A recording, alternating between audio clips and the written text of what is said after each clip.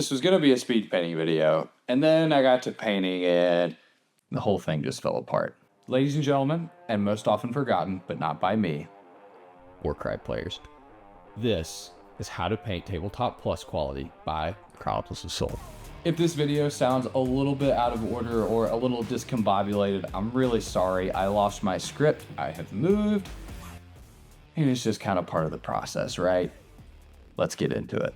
The original plan for this was just to do a quick prime, zenithal highlight, airbrush on a few colors, slap on an oil wash, get a couple million views, hop on my YouTube yacht, and ride off into the sunset. But then after painting a little bit, I realized that there was a lot of paint splotches and it just wasn't gonna work. And my option was either to go back and spray paint everything, repaint the whole thing, or just use my original color mixes and make some good base coats and do it the old-fashioned way. But fully committing to the old way would essentially mean still redoing most of the paint job. Instead, I opted for a middle ground between layering and volumetric highlighting. We'll get more into volumetric highlighting when I talk about how I highlighted the coats and the pants. But doing it this way allows me to cover the paint splotches as I go while creating highlights and moving the overall scheme forward. Now, instead of boring you with a long drawn out explanation of how I base coated everything, we're gonna keep it simple. I spray painted everything with a little bit of Monument Hobbies black primer. After that, I zenithal highlighted with my airbrush using a little bit of Liquitex white ink. Now, for this spray paint scheme, I've been using the P3 starter box set. You don't have to use that if you don't want to. I just wanted to because I bought it, felt like I should use it. And to get started with the base coating for the leather, I just mixed a little bit of the red and the blue with a little bit of the brown. That way you get all of the colors that you're gonna use anyway mixed into that same secondary color and it all fits together.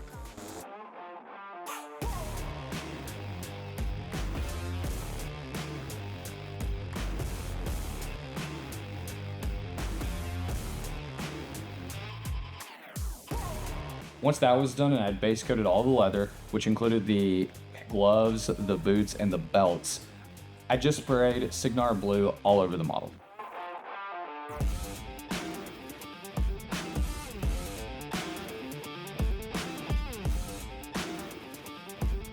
At this point, I've base coated all of the great coats and all of the leather.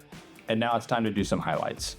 I decided to start with the great coats and the pants. And to do this, all you do is you mix a little bit of Signar blue in with a little bit of Moro white, or if you're sticking with Citadel paints, just use whatever original blue you did, mix in a little white with it, you'll get a great highlight. If you overdo it too much, mix in a little bit of blue. If you add too much white, it's gonna look too much like an edge highlight, it's gonna look kind of weird. You can see here where I'm just using where the light touches the model to sketch in my highlight. On camera, this isn't really gonna make sense because you can't see exactly what I see. But if you're sitting at your own painting desk, a little trick that you can do is stick your model underneath your light and then take a picture of it with your phone. From there, you just put your phone right up next to your desk and then you use that to be the guide for where you're gonna place all your highlights. It's not perfect, but it's a really good start if you're not used to doing this. And if you screw it up, you can just go right back in with your original base coat and paint right over it. I know that's kind of a pain, but all you have to do is kind of use it really thin and you can actually kind of blend it a little bit. Again, it won't look perfect, but whenever you're doing a big unit like this, you're not gonna notice later. Now, the next round of highlights was really similar to the first batch. I just added white to our original leather mix. You don't always want to do this, especially with leather. If you're doing a more brown leather, you're gonna want to use a warmer tone like yellow or orange even. The reason why white worked here is because we're kind of painting purple a little bit. We're almost painting purple leather mixed with a little bit of brown. And so we're in a cold spectrum. That's why white still works. You didn't think I was gonna get through a single video without talking about color theory, did you? All right, so here's the hardest part of pretty much any model, at least for me, and that's the face. And unfortunately, it's also the most important part. There's a lot that we can cover with painting faces, especially in a later video. I'll do a very specific video on how to paint faces and the breakthroughs that I had in that process. But for now, we're gonna keep it simple. Start with a base coat of whatever you choose. Then pick a shadow. You're probably gonna pick a shadow that's way too dark like Reikland Flesh Shade. What I want you to do is pick the base coat that you chose and mix it in with the shadow.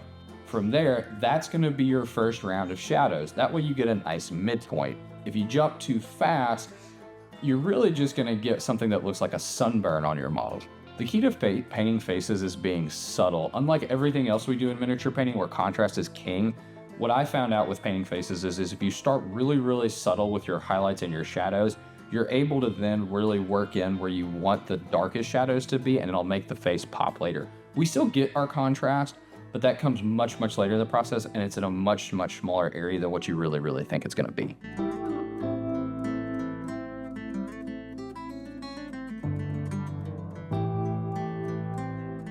And one of the most important part of the faces is the eyes. With these models, I sculpted the eyes really thin, and that was actually on purpose, because what you can do here is a little trick where if you thin out the white that you're gonna use for the eyes, I recommend an off-white like pallid winch flesh. But anyway, if you thin that down enough and then you put it in the eye socket, the capillary effect is gonna pull that paint in throughout the whole eye socket. A lot of people talk about, painting black around the edge of your eye, right? And then putting the white in the middle and then the pupil down the center. You can do that. It works just fine. And it's really good if you can pull it off, but it's also a pain in the neck. So I decided to kind of eschew that and then just go with like the really thin eye socket. And then you could just put the paint in there. Capillary effect pulls it through, let it dry. Make sure you let it dry completely. Then you can dot your pupil.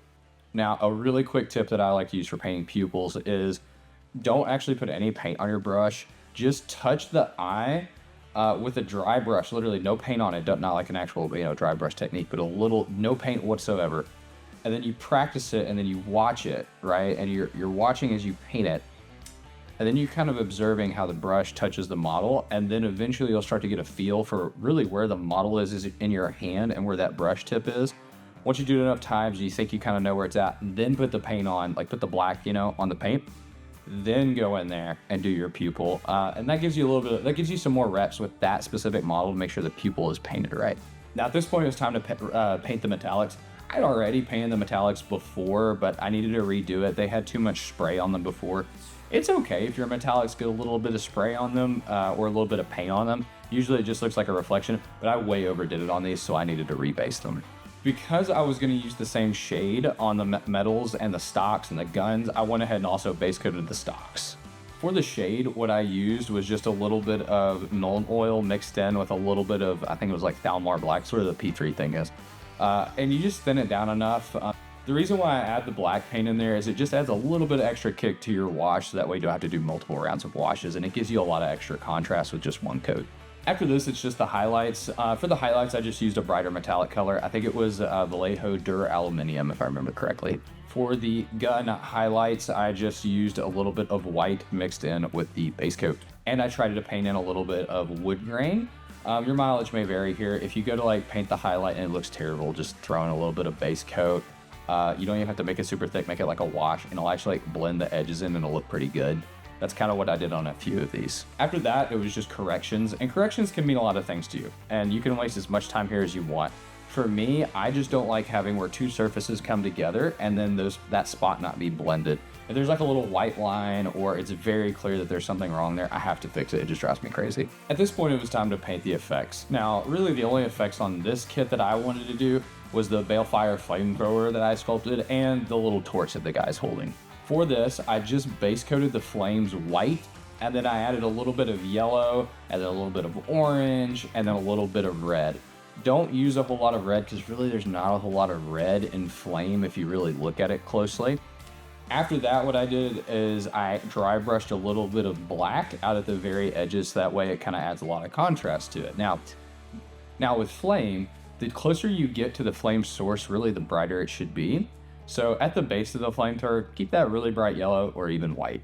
For the basing, I kept it really simple. I just base coated it with a little bit of brown. I used a hairdryer to like speed this up.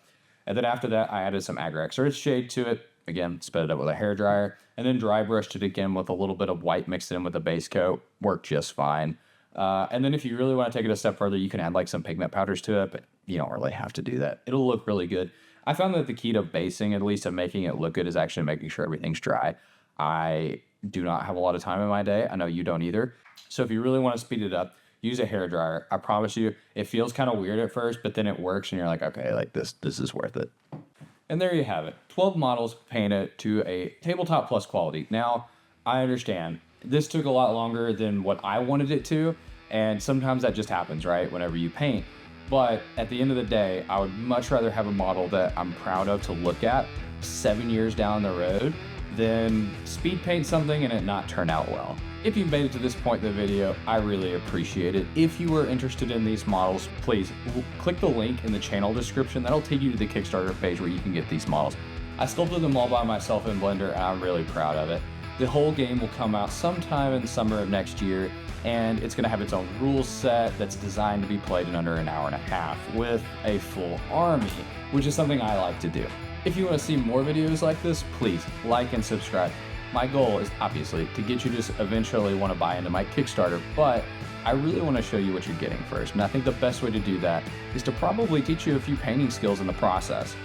So if you learned something, go over there, check it out. It means a lot to me. Thanks for watching.